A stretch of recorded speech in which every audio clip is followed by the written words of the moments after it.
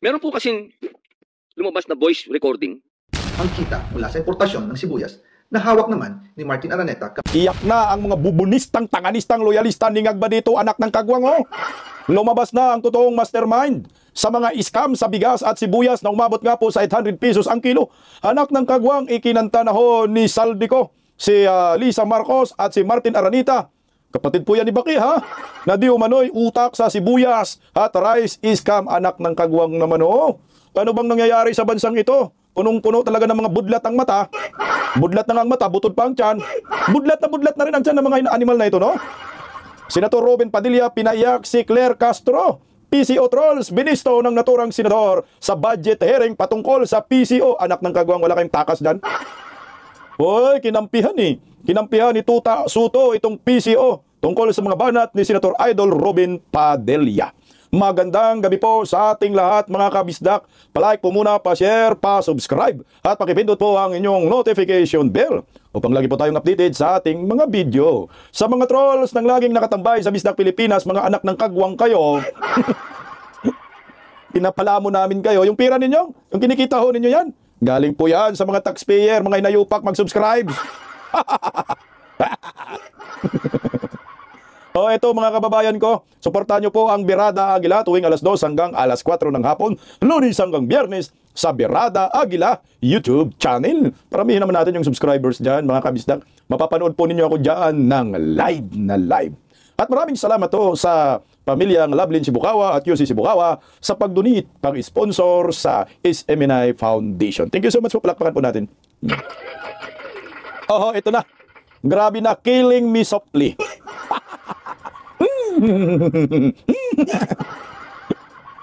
Visit ng mga bubunisang tanganista.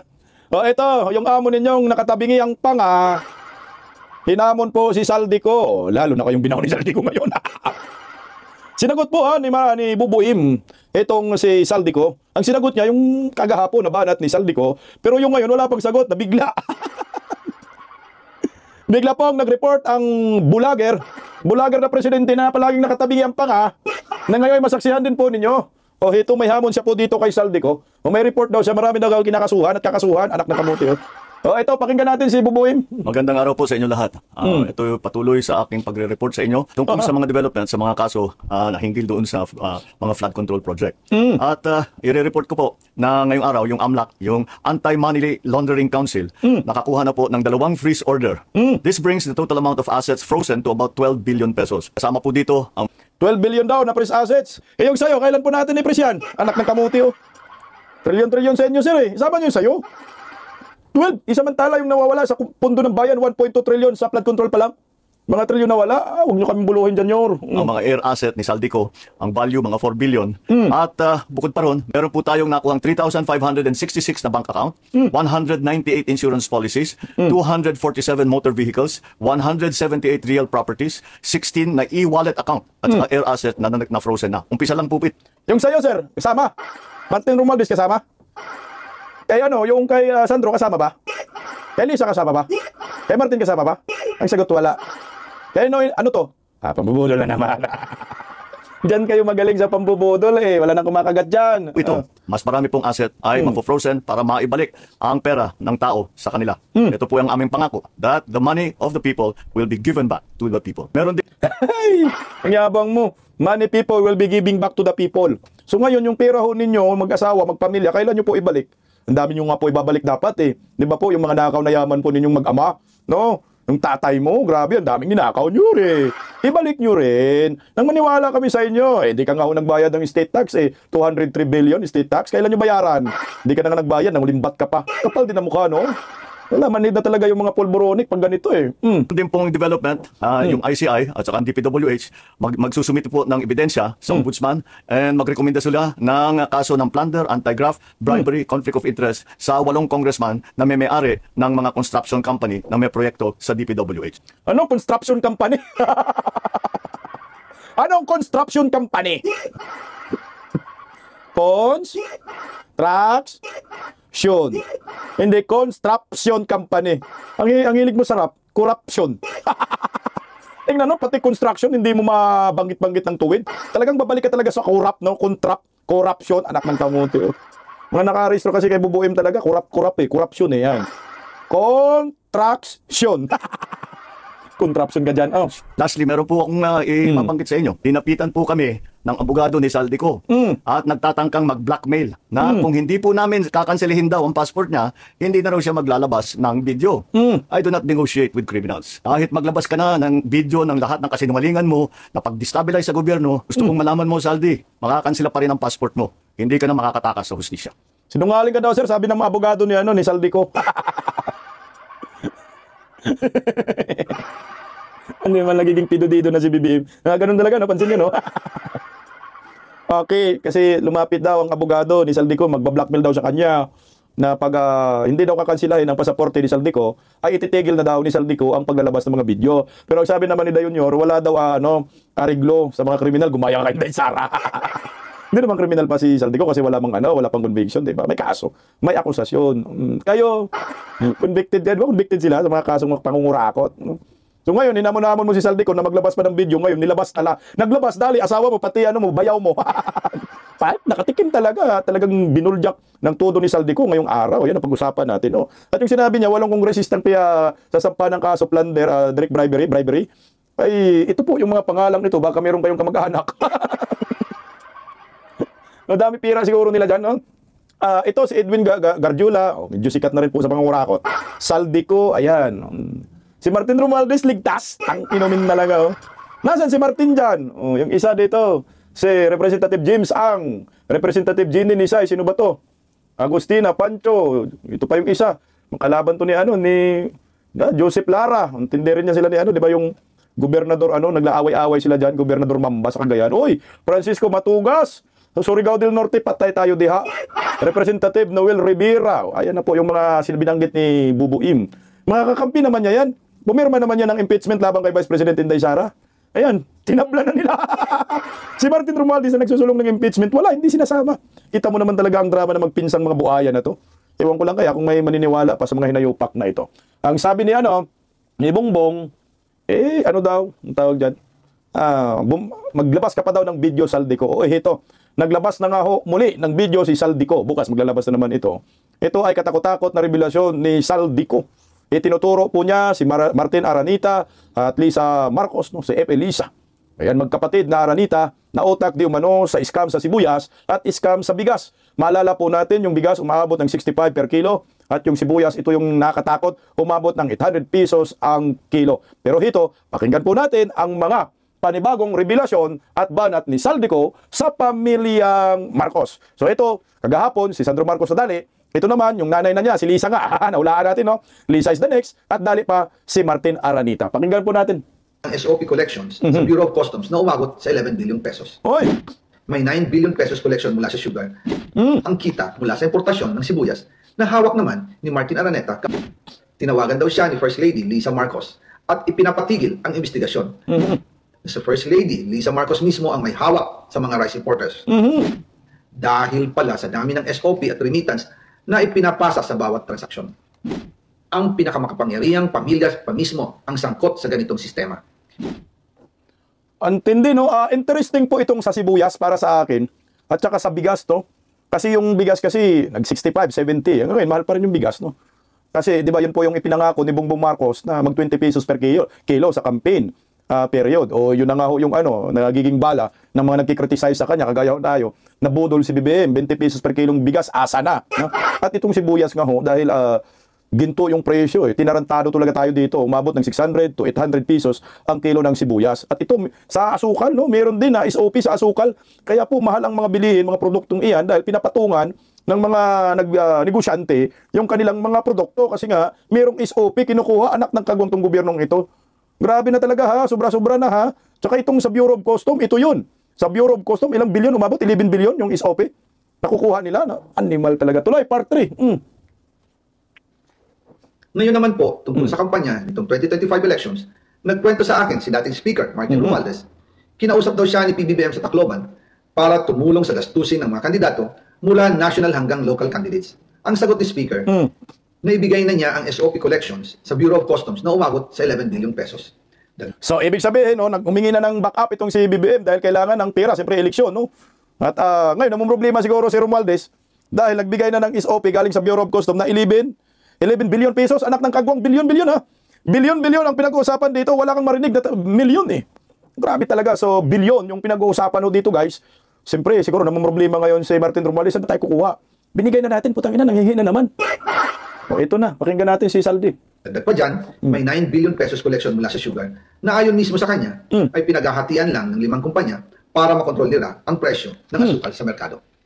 Oo, 5 kumpanya, may nagdagdag pa ng 9 billion na SOP. So 11 billion plus 9 billion. So 20 billion na yung SOP. So yung 11 sa BOC, yung 9 billion sa asukal, sugar industry. So 5 kumpanya nagambag-ambagan sa SOP para po kay Bongbong Marcos. So umabot po ng 9 billion at total of 20 billion yung SOP. Ito yung gagamitin nila sa pangangampanya. Kamunti ka na nga sila mabukya. Grabe, ang tindi, no? So marami pong resources na pinagkukunan itong si Bongbong Marcos sa pagkakitaan. Lahat ay SOP, pangurakot, insertion at marami pang iba. Ito po ay binunyag ni Saldico. Ako sa akin, sabi ko nga ako sa inyo eh. Naniniwala ako kay Saldico kasi siya yung first hand. Siya po yung naka-witness ng lahat at kasama po siya sa circle ng sindikato mafia. Wala na pong iba na makapagsalita ng mga ganitong detalyadong pagsisiwalat, kundi yung nasa loob ng mafia. O ito na nga si Saldico. Tuloy, Saldico. At iba pa ang kita mula sa importasyon ng sibuyas na hawak naman ni Martin Araneta, kapatid ni First Lady Lisa Araneta Marcos. O ito na. Dati po kasi nai-contenta rin po natin ito at naalala ko po yun si Maharlika. Si Maharlika po nagsiwalat na itong may pakana sa sibuyas, no? Smuggling, ay itong si Aranita, Martin din pala to, puro mga Martin, anak ng kagwang. Oh.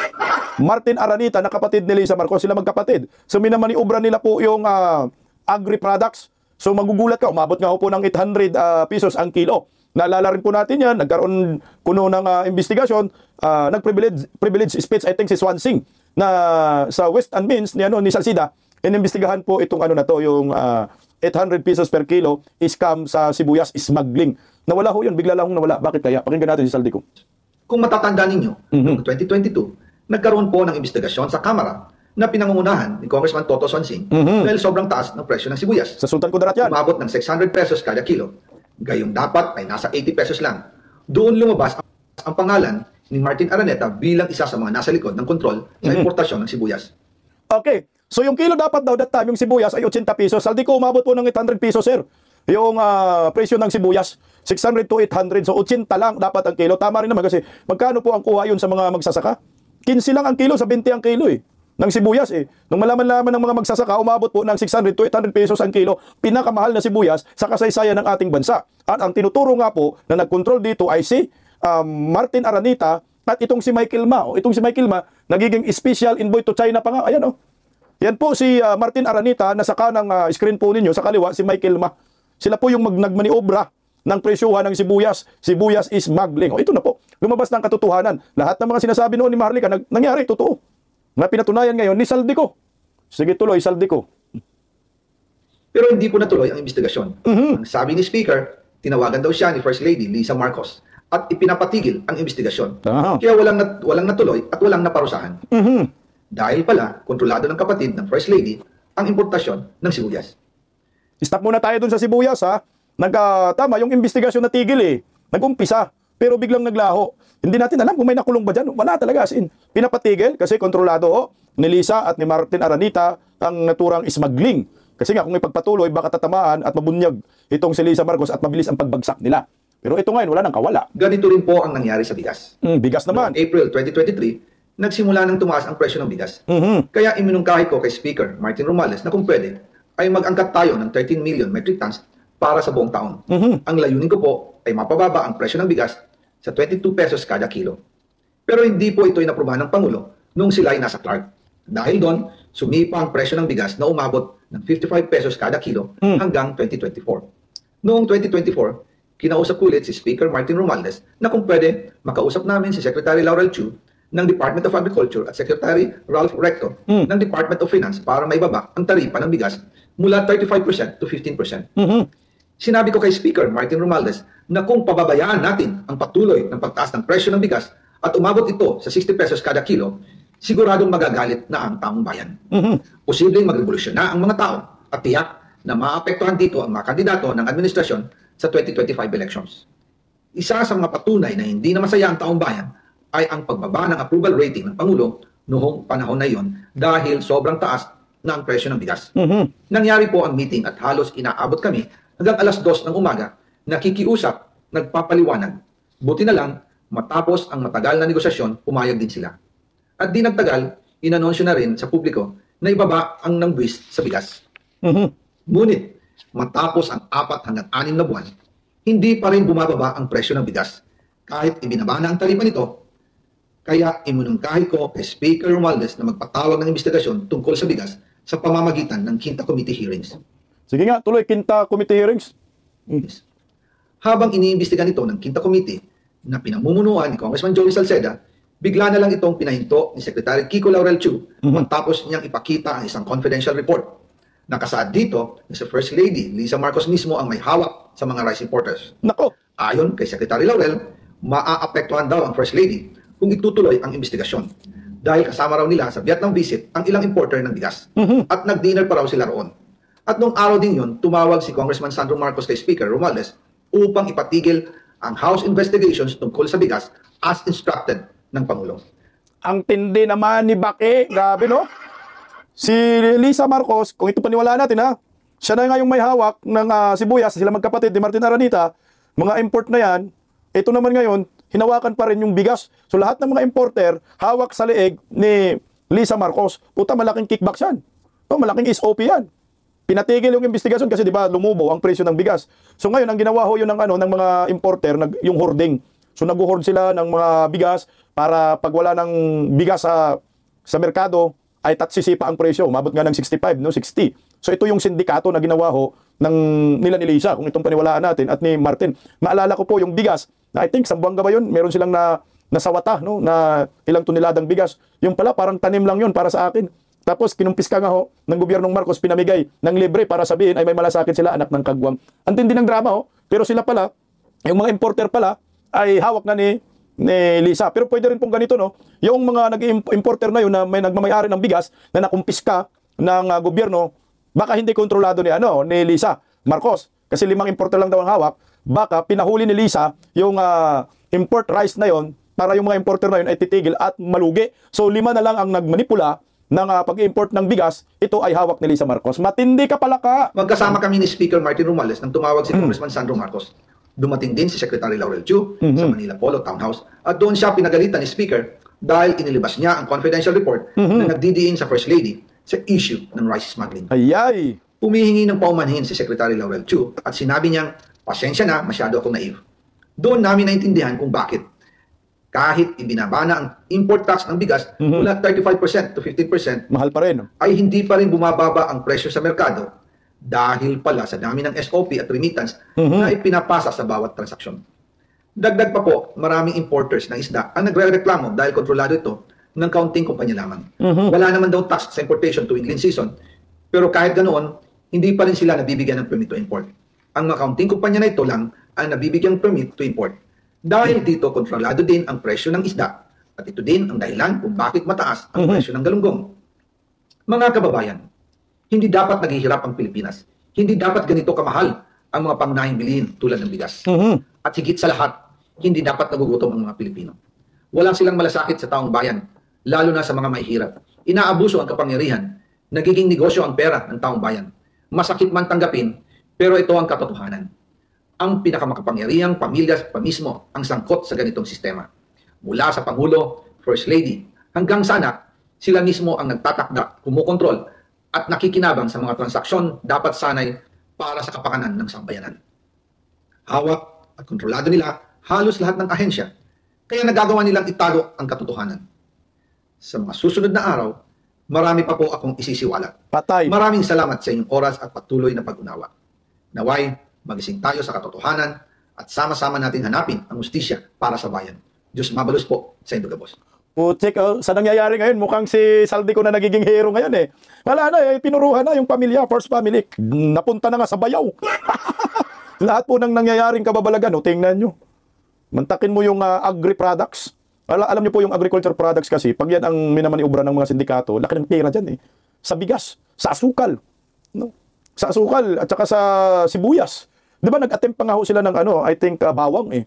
Na medyo sumipa din yung kilo, pati yung sili, medyo sumipa po yung kilo din. Itong pinag-uusapan pa lang natin, yung asukal pa lang eh. At saka yung sibuyas at bigas, ang lalaki na bilyon-bilyon ho yan. Walang binanggit dito si Saldico kung magkano yung SOP ng bigas. ang binanggit niya na kontrolado ni Lisa Marcos yung mga importer ng bigas. So, kaya mahal dahil yung binibigay na SOP ng mga negosyante, binabawi rin ho nila sa presyo. Kaya pag tiningnan nyo ho, talagang ang lugi dito, ang taong bayan, ang masaya dito, mga buhaya at mga smuggler. Kaya yung sabi ni Bongbong Marcos noon na kayong mga smuggler, bilang na ang araw ninyo, hahabulin namin kayo, di ba? Merong ganun na inilabas si Bongbong Marcos that time. Dahil nga ang mga taong bayan nag-iingay na rin dahil mahal ang bilihin, mahal ang bigas, mahal ang sibuyas, kung lahat na lang, pati galunggong mahal. Yung pala, dahil yung asawa niya, kung ang paniwalaan natin ang sinasabi ni Saldico, sila pala yung may hawak ng mga smugglers. So ngayon, ikulong mo asawa mo, pati yung ano mo, bayaw mo. Kaibigan yung si bayaw, si Michael Ma. Kaya maalala po natin yung video ni Lisa Marcos. Jong. Maraming salamat sa suporta. Babangon tayong muli, anak ng kagwang. Nagbabangon tayong muli. Kaya di pala, sabay-sabay tayo maging milyonaryo, yun pala. Jong. Maraming salamat sa inyong suporta. Sabay-sabay tayo maging milyonaryo. Hindi lang pala milyon, kundi bilyon. Katakot-takot na smuggling. Silang may control. Presyo, kontrolado nila. Anak ng kagwang. Ito po yung bagong Pilipinas, puro mga kawatan. Ayan na, naglabas si Saldico ng panibago. Alam mo, gusto kong isiwalat ni Saldico. Yung sa PCSO, yung palaging panalo sila. Araw-araw may panalo. Kasi di ba nag-imbestigaran dyan si Rapi Tulfo. Kutsa, ilabas mo nga yan, Saldico. Dali din dito si Rapi Tulfo, pati si Coco Pimentel, sila nag-imbestiga at tumigil. Kaya ang sabi ni Claire Castro dyan kay Saldico, madaling nag-iba ang kanyang hairstyle. EI na naman, sasabihin na naman. Yun yung punto niya, EI. Ay ako na ipalabas yung video ni Castro kasi baka mabuisit kayo. O nga naman kasi nung una, parang hapay ba? Parang ganito yung buhok ni Saldico nung una. So ngayon, medyo nagpagupit si Saldico, nagbarbers, ganyan. Depende po kasi yan, ma'am, sa baka yung una, pag ganun, pumada gamit ni Saldico. Ngayon, medyo high-tech niya, na Saldico, gel na, ayan. Tsaka yung una, bagong labas siya, medyo stress siya tingnan. So ngayon, medyo okay na yung mukha ni Saldico kasi nakakuha na siya Saldico ng atensyon sa publiko, kinukuha ng mainstream media yung kanyang mga statement at merong nagkukomento na sumasang-ayon sa kanyang mga sinasabi kasi nga, nandun sa circle ng mafia itong si Saldico. Walang iba makapagsabi ng katotohanan kundi si Saldico. O lahat ng mga binabanggit, dapat pinapatawag yan. Sa Senate Blue Ribbon Committee hearing, nasan po si Panfilo Lacson? Wala. Nasan ka Tuta Soto? Bakit hindi ka nagpa-imbestiga? Inutusan mo sana itong si Tuta o si Panfilo Lacson na mag-hearing ka na. Marami ng pinangalanan nitong si Saldico. Ay, hindi sila nag-hearing kasi nga, paniguradong matutumbok ang tumbong ng mga hinayupak ng mga buhaya. Kaya ito, si Senator Idol Robin Padilla, pinayak si Claire Castro. Mga trolls inilantad sa budget hearing dyan sa PCO. Bilib ako kay Robin Padilla, ha? Hindi umaatras si Senator Robin Padilla kahit pinagtulungan si Idol Robin Padilla dyan sa hearing na yan at sumausaw si Tuta Soto, ang nagbistulang abogado ni Bubuem. Anak ng kagwang. Ayan na, bistado na ang mga hinayupak. Pakinggan po natin itong mga birada ni Senator Idol Robin Padilla. Bistado ang mga trolls ng mga buhaya. Buhayang-buhaya naman talaga. Pakinggan po natin mga kabisda. Maraming salamat po, Ginoong Pangulo, at sa ating pinunong mayorya. A'udhu billahi minasyaitanirrajim. Bismillahirrahmanirrahim. Alhamdulillah, Rabbil Alamin. Okay po ba sa ating ginagalang na senadora, ating pong sponsor na makapagtanong po tayo ng Patay. ilang bagay? Masaya po ako na sumagot sa mga katanungan sa ating gentleman from Mindanao na sigurado po ako ay gusto rin tumulong para po sa ating mga ahensya ng gobyerno. Maraming salamat po. Bilang ako po ang tagapangulo ng public information, ako po ay katuwang ng presidential communication. Tayo pong dalawa ay magka-partner dahil sinasaad po ng saligang batas na walang mga pinakamakapangyarihan kung hindi ang makapagbigay ng tamang impormasyon sa taong bayan. Yan po ay nasa konstitusyon. At ako po ay nandito sa harapan po ninyo upang makatulong po ninyo. Hindi po ako para banatan o silipin o anuman ang patungkol sa Presidential Commission. Kaya ako po ay nakasuporta sa inyong budget. Ako po ay isa sa mga tagapagtanggol po ninyo kapag may kinalaman po sa pulisya. Ako po ay kailanman ay hindi na personal. Lahat po ng issue ko ay political. Hindi po ako kabilang sa mga bumabanat ng walang Basihan. masasabi po nating mga naninira. Hindi po ako yun. Una ko pong gustong sabihin ay patungkol po dito. Meron pong mga bagay na gusto ko pong linawin galing po sa PICO dahil dapat po sa inyo ang unang-unang pinanggagalingan ng tamang balita. Okay. So ngayon, ang sentro po ng banat ni Senator Idol Robin Padilla ay si Claire Castro po ito. Kamalas lang kasi wala si Claire Castro dyan. Pero nagiging pulutan talaga si Claire Castro dito. At ako naman po, kapag tama yung balita, ako po mismo ang nagpapalawak nito sa pamamagitan po ng social media ko at sa aking mga kasama. Ito pong mga nakaraang linggo, meron pong mga lumalabas katulad po noong nangyari doon po sa ating dalawang kalihim. Meron po tayong dalawang kalihim na nag-anunsyo. Ang sinabi po ng PICO na nagbitiw ang dalawang opisyal nito at tinanggap ng Pangulo. Ngunit, dininay po ito ng ating executive secretary nung sinabi niya na hindi naman daw siya nag-resign. Sinabi po sa kanya na meron daw tumawag sa kanya at siya ay sinabing bumaba na. Ito po yung mga ganitong mga ganap ang hindi po nakakatulong para sa atin. Sapagkat nakukonfuse po ang tao. Opo. Bilang kayo po ang pamantayan at kayo po ang pinanggagalingan ng mga impormasyon, ano po ang pwedeng gawin ng PICO upang maiwasan po yung mga ganitong klaseng maling pahayag? I agree with you, Mr. President. Messaging is so important. Disinformation, misinformation, inaccuracy, lost in translation confuses the people. Even if you have good intentions, if you said it wrong, or if you intentionally meant to confuse, then that is wrong. And so, there must be clear source of messaging. Isa lang ang gagawa ng mensahe. Hindi pwedeng iba, hindi naman pwedeng nagsasalita, may balita na hindi na-vet, na hindi na-verify, na hindi nako-confirm. Hindi pwede yung akala, hindi pwede yung hindi alam, hindi pwede hindi nag-uusap. Now, per the specific instance that you're mentioning, why was there a miscommunication? I would just surmise, I'm not even asking the agency, that probably there was no clear coordination. Buwang. Nangin ang Claire Castro kasi ang gulo, di ba ngayon? Si Bubuim na lang ang nagbablog, si Claire Castro hindi na pinagsalita. Kaya tuloy natin konti, oh. Bakit ba? Don't know. So, I am told they do not have trolls. I am told they do not use government funds for fake. Ika lang, medyo mali yata, oh. Ito. The voice print and the audio. Ayan, tuloy, dito tayo. Si Surya. Pati tayo nagulo. Kasi nga yung ano, yung problema diyan kasi itong si Claire Castro, ang daming mga palusot, puro fake news. Pakinggan natin tuloy, oh. Don't know. So, I am told they do not have trolls. I am told they do not use government funds. Teka lang mga kabistak, medyo problema tayo doon kasi yung trolls agad tinanong. Yeah, words error ba? Yan na nga, ito, tama na nga. Oh. Kasi tinanong ba kung may trolls ba? Sige tuloy, ipaliwanag na lang natin. Tinanong kasi, naputol yung video, tinanong kasi ni Idol Robin Padilla kung meron bang trolls itong PCO na sinasahuran. So nasagot naman, ito yung sagot. Don't know. So, I am told they do not have trolls. I am told they do not use government funds for fake news and trolls. But they're all organic supporters. And Lolo mo kalbo. Wala daw trolls. Lahat daw ay organic supporters. Baka hindi organic, baka adik. Baka don't panic, it's all adik. Hindi ako naniniwala na organic supporters. Puro mga Indiano eh. Yung mga sa social media, los mo sir, ayaw mo pang aminin sir. Oh. If you have any proof, please tell me. And I would be happy to call them out and to prove that to them. Meron Patay. po kasing, Yes. opo, maraming salamat. Patay kayo dyan. Kung may proof ka, ilabas mo daw. So dito na tayo. Labas na po si Idol Robin ng proof na may trolls kayo. Salamat po, ginang tagapangulo. Meron po kasing lumabas na voice recording. Ito na yon. Kung pwede po natin mapanood. Para sa inyo po manggaling kung totoo ito o ito ay AIO o ito'y kagagawan lang ng mga ibang taong gustong Manila. Pwede po natin mapakinggan. Tingnan mo, malinaw yung sinabi ni Idol Robin. Pipli ko kasi gusto man ebidensya, pero check nyo rin kung AI ba to or kagagawan lang. Na, tingnan mo.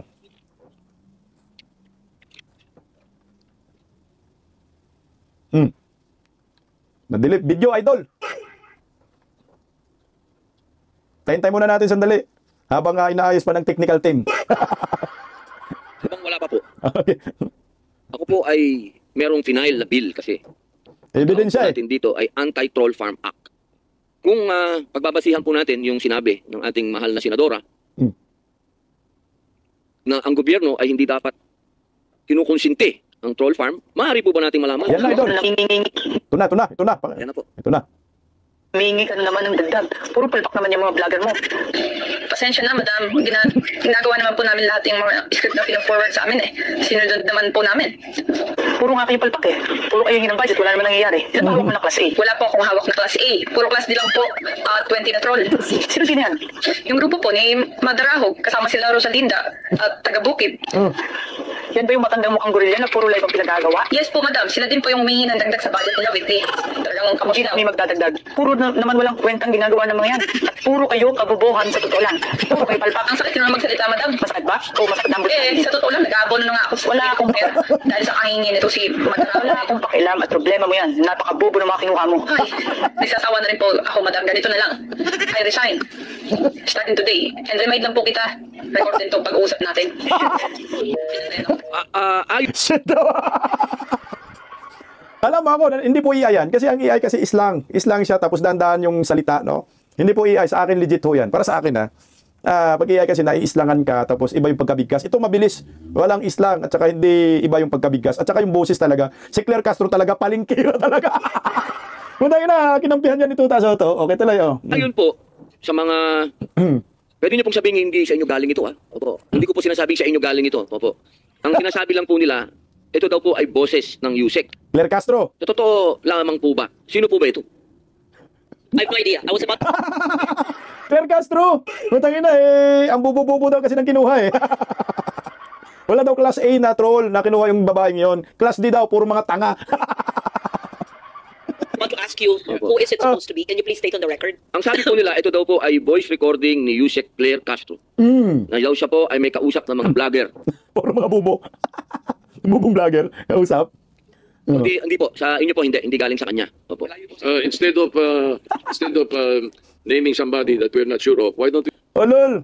Ayan na si Tuta Soto. Si Claire Castro naman talaga yan. Para sa akin si Claire yan Yung timbre ng boses pareho, yung timbre ng style ng pananalita, palingkira po. Para namang hindi nyo narinig si Claire Castro araw-araw. send it to the NBI for a voice print? Imbis na Yes, nangungula tayo, it- nagbabagit tayo ng pangalan. because I Mentioning cannot- the name of Yusek or Atty. Castro. It's unfair for her. I-print nyo na lang sa voice print na lang sa NBI. Para I agree hindi with that. tayo masabi sa mga ganyang mga balitaan. Because I will give you an advice from Denzel Washington. Sabi niya, if you don't listen to the news, you're uninformed. If you listen to the news, you're misinformed. Ay, ganun lang.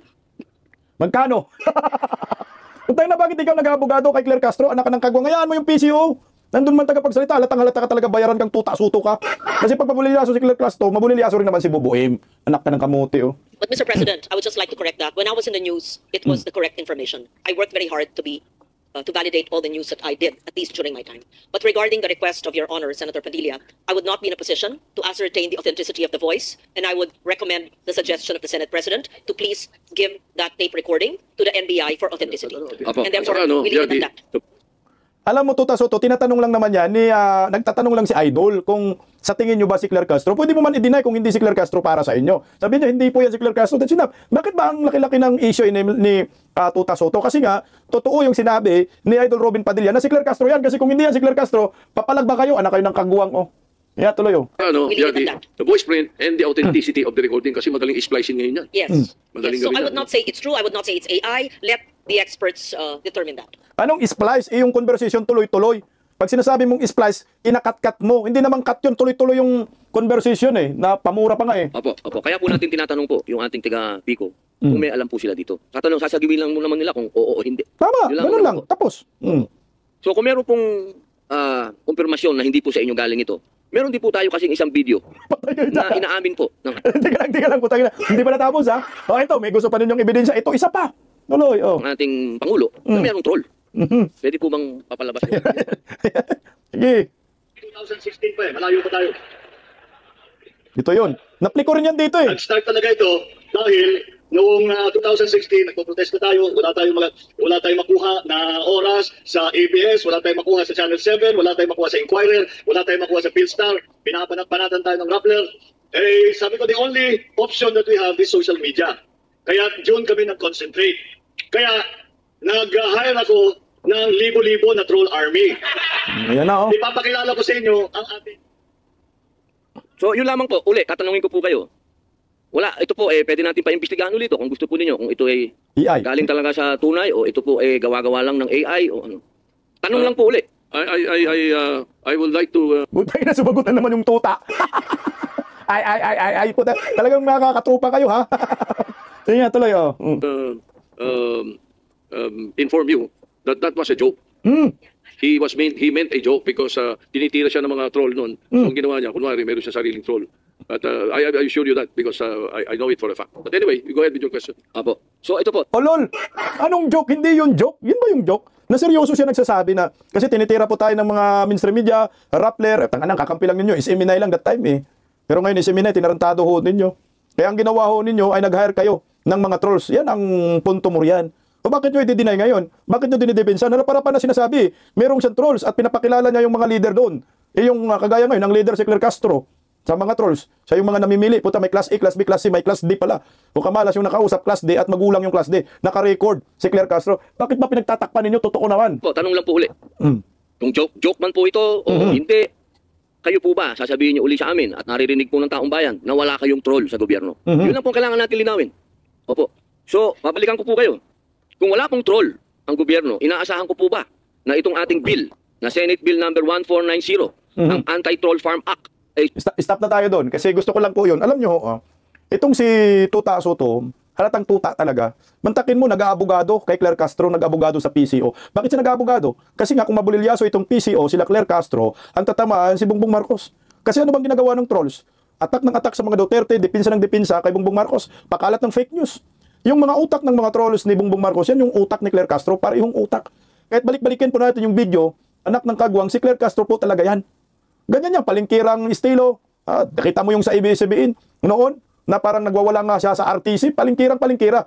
Yung audio, voice na yon, si Claire Castro talaga ho yun. Pakinggan natin si Claire Castro kasi sinagot niya dito si Senator Idol Robin Padilla. Pakinggan niyo, parehong boses. Oh, narito oh. For the satisfaction of Senator Robin Padilla, hindi po ako ang nasa video. Video clip. Dahil sa ating pagkakaalam, itong video na to ay lumabas na noon pa. At ibang muka ang pinapakitang binabanggit na madam. Sino? Si Bake? Kung tayo na magsisinungaling ka pa, boses mo ngayon, anak ka ng kagwang eh. Ikaw nga eh, halatang mukha mo pa lang, impaktang-impakta oh. Lol. Hindi nga po ito kinover ng mainstream media. Dahil lumalabas, ayaw nila maging lehitimong balita ito nang hindi naman nila alam ang source. Siyempre, hindi ba balita ng media kasi bayad, binusalan yung tangingot mo. Bulilyaso yung troll farm ni Bubuim. Tayong mga nagla-like, puro mga trolls. Bilyonis ang pondo sa mga trolls, anak ng kamote. Yung mga vlogger ninyo, yan yung mga trolls. Kumikitang kabuhayan gamit ang pera ng bayan, ang kakapal ng mga mukha ninyo. So I deny Hoy? that the person, o kung sino man sa dalawa doon, na it's I who was talking to a certain vlogger. Hindi naman talaga siya yun. May papagit-pigit ka pa pag ano, no? Yung bunga nga, oy, at kininam, ang tornigler. Practice, oh. Now, si Senator Robin ay nagpapanukala ng Anti-Troll Farm Bill. Maganda ang kanyang adhikain, maganda ang kanyang pinapanukalang batas. Troll Farm for Fake News. Sana maging modelo din po si Senator Robin. Modelo na hindi magpapagamit o magpapabiktima sa troll farm na nagpapakalat ng fake news. Sabi nga po ni Senator Loren kahapon, you should know first your source. Pag ikaw source, hindi fake news. Kaya ako tinalakan ni Idol Robin Padilla, piniplay. Kung ikaw ba yun? Kasi nabuisit ka dahil mga bubo daw, yung mga vlogger mo. Panahingin ng allowance, mga uplok naman daw. Pamukha daw, mukhang gorilya. Sino ba yung mukhang gorilya, no? Sininyo ba? Nyo, magsalita ka nga nyo. Bulilyaso na kayo. Putang ina, pati si Marcolita nga, ano iba, Congressman Marcolita, binuljak din kayo dyan sa mga troll farms ninyo. Hindi nyo matanggap-tanggap na bulilyaso kayo ngayon. Eh, wala kasi kayong organic supporters, kaya nag-hire kayo ng mga trolls. Di ba, sinabi yan ni Bubuim, Paul, Mark yata yung mga pangalan ng trolls. May Vincent pa yata. Kaya sila natin yung mukha ni Claire Castro kasi yung mga nanonood galit na high blood na. Ako naniniwala ako talaga na si Claire Castro. Tingnan mo yung tabas ng bunganga. Palingkira, yung diction, Claire Castro. Wala ka nang ibang pwedeng maisip pag narinig mo yung boses na yun. Si Claire Castro po talaga. Ewan ko bakit naglilink yun. Nilink kasi nga pinagalitan ni Claire Castro. Narinig mo naman sa audio, di ba? Pinagalitan ni Claire Castro yung leader ng mga class D, ng mga vlogger, ng mga trolls, na nag-abuno pa nga daw siya. Abuno na nga ako ng abuno, pinapagalitan mo pa ako. Sawang-sawa na ako sa'yo, mag-resign na ako. I will resign. At gusto ko lang palalahanin sa'yo na yung pag-uusap natin ay naka-record dito. Sabi ni Claire Castro, ay shit! Wala nang kawala. Dahan-dahan po kayo babagsak sa kumunoy. Darating ang panahon na talagang huhusgahan kayo ng taong bayan. Sabay-sabay kayo sa kulungan ng mga buhaya. Oh, sarap kayo ikulong doon sa mga isla ba na pinalibutan ng mga buhaya, mga ahas, parang Hunger Games ba, no? Naka 24/7 na kamera, kung sino yung makasurvive, buhay. Yan dapat ang gagawin sa mga kurakot. Anyway, ayos po yung mga revelasyon ngayon ni Saldico. Panigurado, talagang iikot na naman ang tumbong ni Claire Castro dito kung paano dipinsahan itong si Bubuim at si Lisa